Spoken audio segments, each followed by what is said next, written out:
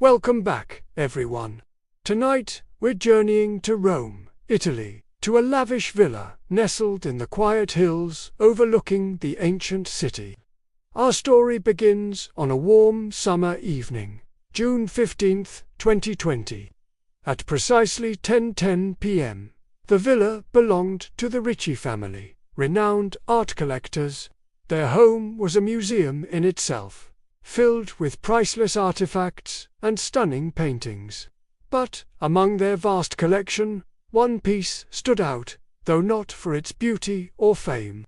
It was an old portrait of an unknown nobleman from the 17th century. The painting was unremarkable in many ways, dark, somber, with a subject whose face was stern and forgettable. Yet, it held a deeply unsettling secret. Guests who stayed at the villa often spoke of a strange feeling when they were near the painting. They would whisper about it at dinner parties, a nervous laugh accompanying their words. "It feels like he's watching you," one would say. "I swear his eyes followed me as I walked past." Another would add, the Ricci family would dismiss these claims as tricks of the light, the result of a masterful artist's technique, or perhaps too much fine Italian wine. They had owned the painting for generations and had never noticed anything unusual themselves. It was just a part of the house, like the old grandfather clock in the hall, or the creaky floorboard on the second-floor landing. But the whispers persisted, growing from a curious anecdote into a local legend. The family's youngest son, Alessandro, a tech-savvy teenager, was more intrigued than dismissive. He decided to put the legend to the test. One evening, armed with a set of high-definition, motion-activated security cameras, he set up a private surveillance system focused solely on the painting.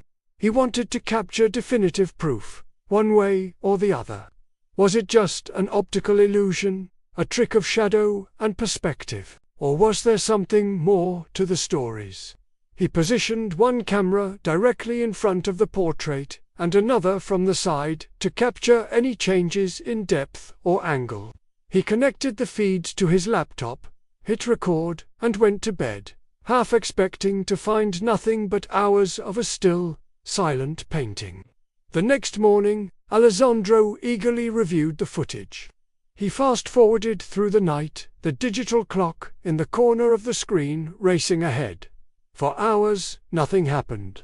The painting remained perfectly still. The play of moonlight from the large windows caused shadows to dance across the canvas, but the figure itself was motionless. Alessandro sighed, a little disappointed. It was just a story, after all. But then, just as he was about to close the file, he saw it, a flicker. He rewound the footage, slowing it down to a frame-by-frame crawl.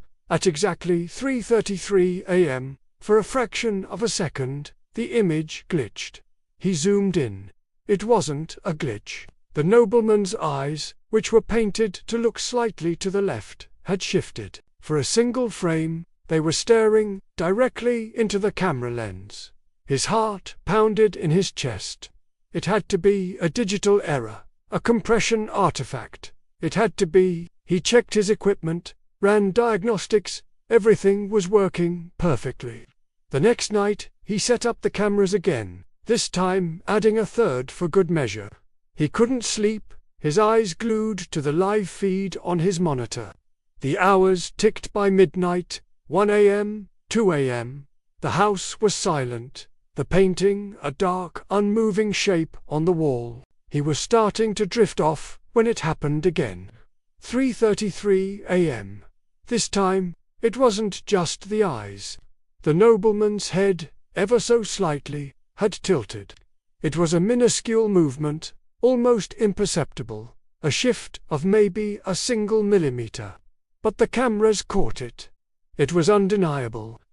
The man in the painting was moving. Night after night, Alessandro recorded the phenomenon. The movements were always tiny, always at the same ungodly hour. A slight turn of the head one night, a subtle curl of the lip the next. It was as if the figure was slowly, patiently, trying to break free from its two-dimensional prison. Alessandro showed the footage to his parents. Their skepticism melted away, replaced by a cold, creeping dread. The painting they had lived with their entire lives was not just an object. It was an entity. It was alive. They contacted art historians, paranormal investigators, even a priest. No one could offer an explanation. The painting's history was a dead end, its artist unknown, its subject a mystery. The sense of being watched was no longer a guest's spooky tale.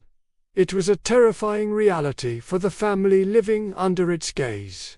They began to feel like the true exhibits, trapped in a gallery for the painting's amusement. The presence in the house grew heavier. Doors would slam shut in empty hallways.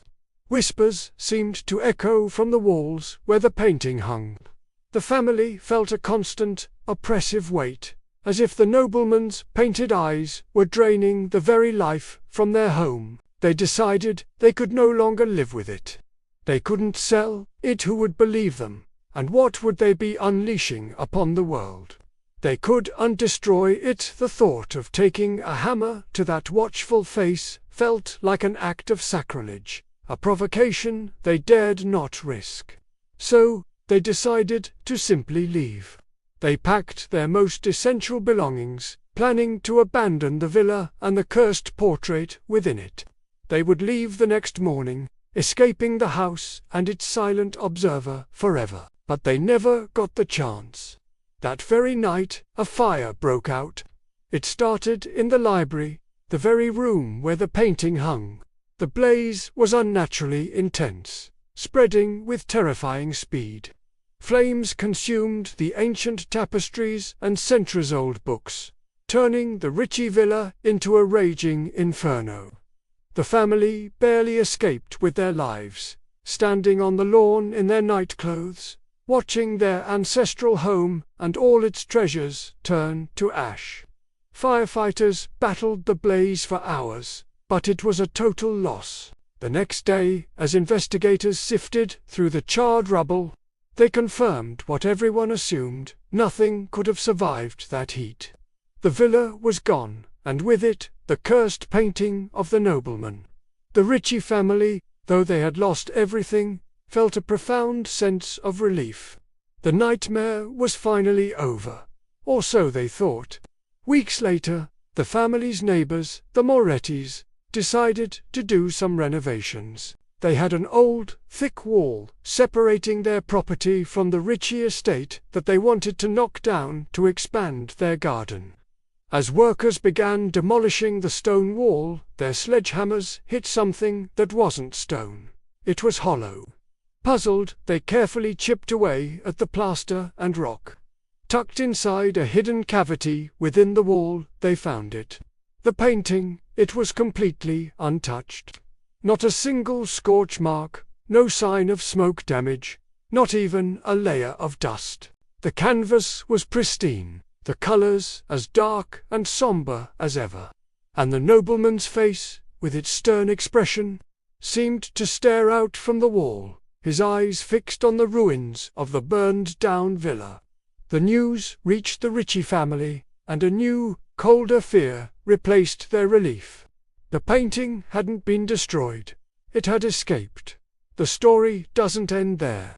The Moretti family, unaware of the painting's sinister history, were thrilled by the discovery. A priceless piece of art, miraculously saved. They proudly hung it in their own living room, admiring their good fortune.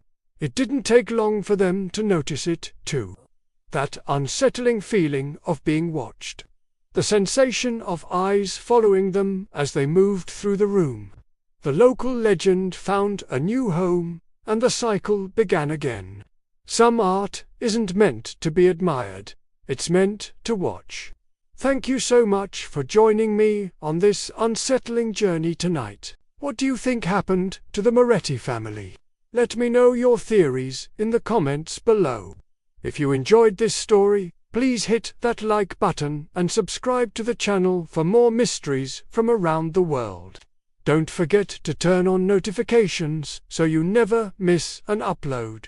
Until next time, stay curious, and maybe think twice about the art you hang on your walls.